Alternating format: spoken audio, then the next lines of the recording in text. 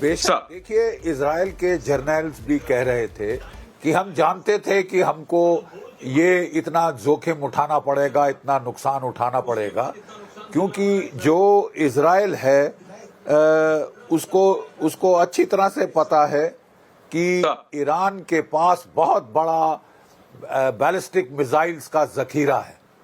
बात यह है कि इसमें से ज्यादातर लिक्विड फ्यूल मिसाइल्स थे जिनको प्रिपेयर और फाइल करने में काफी समय लगता है, घंटे लग जाते हैं।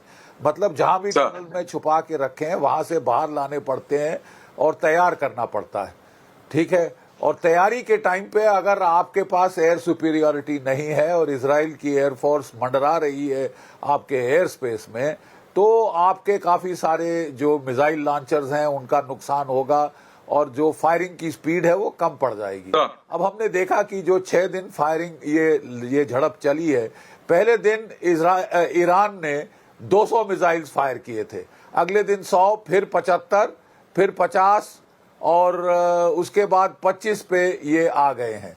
लेकिन ये वो मिसाइल्स हैं, सॉलिड फ्यूल्ड हाइपरसोनिक मिसाइल्स, जो कि इजराइल के iron dome integrated defence air defence system को भेद पा रहे हैं, सैचुरेट कर दिया और अब उसको भेद पा रहे हैं। और इतना नुकसान पहले ईरान का इजराइल का नहीं हुआ था किसी भी झड़प में। ये पहली बार है जबकि उसके ऊपर तकरीबन 450 से ज्यादा मिसाइल्स दाग दिए गए हैं। अब हम देख रहे हैं कि ईरान जो अपने मिसाइल्स है वो ज्यादातर सेंट्रल ईरान की तरफ शिफ्ट कर रहा है ताकि वो इजराइल की जद के बाहर रहें। वो अपना एयर डिफेंस दोबारा खड़ा करने की कोशिश कर रहा है। खबर आई है कि चीन उसकी मदद कर रहा है, काफी सारे ट्रांसपोर्ट एयरक्राफ्ट उसने वहां भेजे हैं, most probably surface to air missiles के साथ हैं। तो ये तो सबको मालूम था कि Iran is not a push over. Iran पलटवार करने की हालात में उसके पास इतना तैयारी है, इतना असला है, इतने बैलिस्टिक मिसाइल्स हैं। अब वो इंतजार कर रहा है कि क्या अमेरिका रण में कूदेगा, क्या America will it enter the conflict in a kinetic military fashion. और इसकी जरूरत है इजराइल को बहुत, क्योंकि इजराइल फोदरो जैसी जो अंडरग्राउंड बंकर जो फैसिलिटीज हैं उनको बर्बाद करने में सक्षम नहीं है। उसके पास केवल फाइटर्स हैं, उसके पास जो बंकर बस्टिंग बॉम्ब्स हैं वो हल्के किस्म के हैं।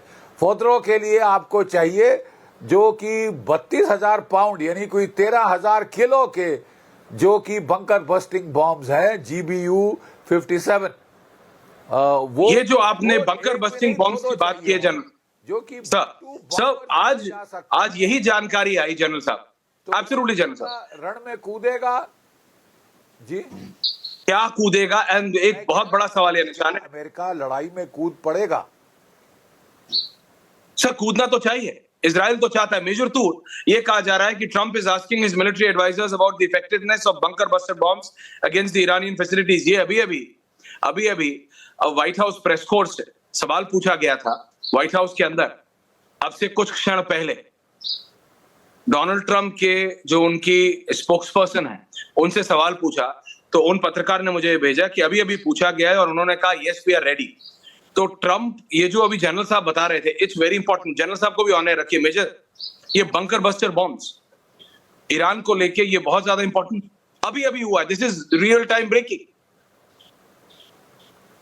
Yes major. ऐश्वर्या, जहां तक ये युद्ध का सवाल है, इसमें कोई नतीजा तब तक नहीं निकलेगा जब तक इन्फेंट्री सोल्जर ऑन ग्राउंड ना उतरे।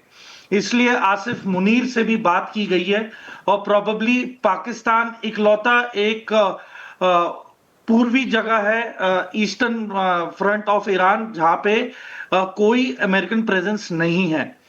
तो वहां से अगर होगा तो कुछ होगा। पर देखें, खाड़ी युद्ध जब हुआ था तो कम से कम 6 महीने की तैयारी की थी।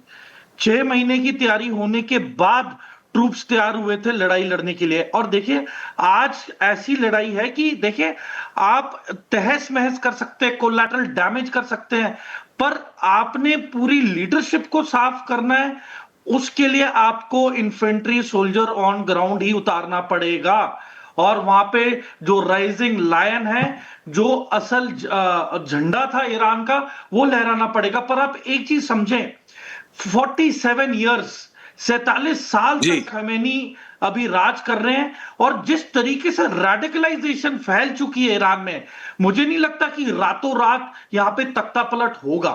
और जिस तरीके से खबरें आ रही हैं कि ईरान में सिविलियंस की बहुत कैजुअल्टी हुई है, हुतीज में हजारों की तादाद में, और यहां पे 2-3 हजार नहीं बल्कि 20-20 हजार, 30-30 हजार की तादाद में हुती रिबेल्स तैयार हैं ऑन ग्राउंड ईरान के साथ मिलकर लड़ाई लड़ने के लिए।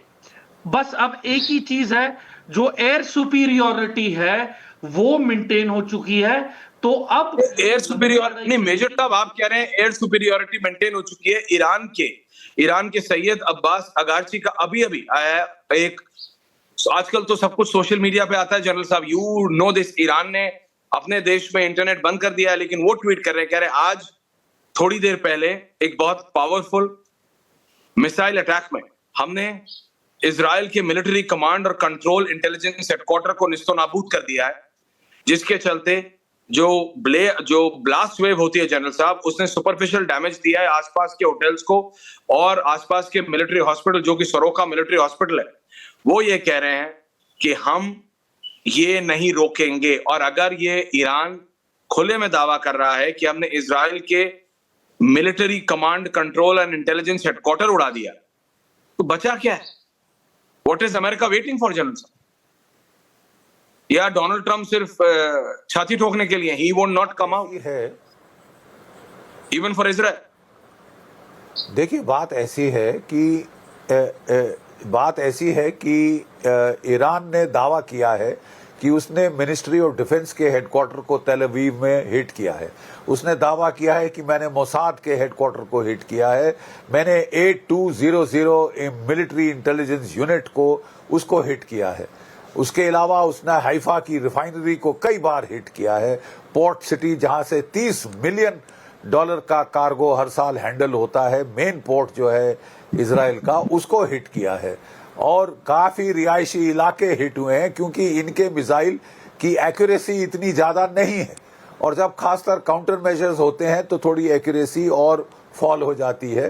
तो हर बारी इंटेंडेड टारगेट्स नहीं हिट कर रहे, लेकिन नुकसान तो हो रहा है साहब। जब आप रिहायशी इलाके, नुकसान तो हो रहा है साहब, 1 टन के वॉरहेड को ठोक दें, नुकसान तो ऐसा हो रहा है कि दुनिया से छुपाया नहीं जा सकता। इसलिए अब इजराइल भी परेशान हो रहा है। उसने इस उम्मीद में ये लड़ाई शुरू की थी कि यूएस आके पूरा कर देगा। अमेरिका के बगैर ईरान की न्यूक्लियर कैपेबिलिटी को निकालना बहुत मुश्किल बात है, बहुत मुश्किल है। And that is the point जिस पे मैं ये शो आज खत्म कर रहा हूं, और सिर्फ एक वक्तव्य पे कर रहा हूं जनरल साहब, thank you very much major Toor, कि नेतन्याहू ने अभी अभी प्रतिक्रिया दी है कि it depends on Trump, he knows the game. Netanyahu से ये सवाल पूछा गया दर्शकों on US joining the attacks, it depends, वो कह रहे हैं it depends on Trump, he knows the game, we have never had a better friend than Trump and we appreciate every decision he makes.